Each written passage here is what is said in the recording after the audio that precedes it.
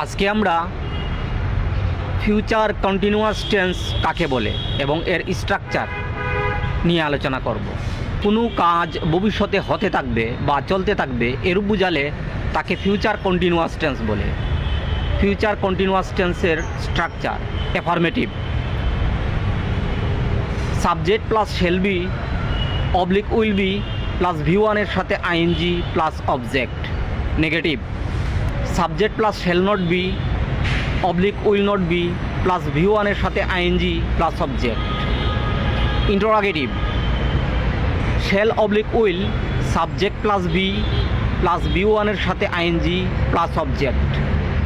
Negative plus interrogative, shan't oblique won't plus subject plus be plus ভি1 এর সাথে ING plus object.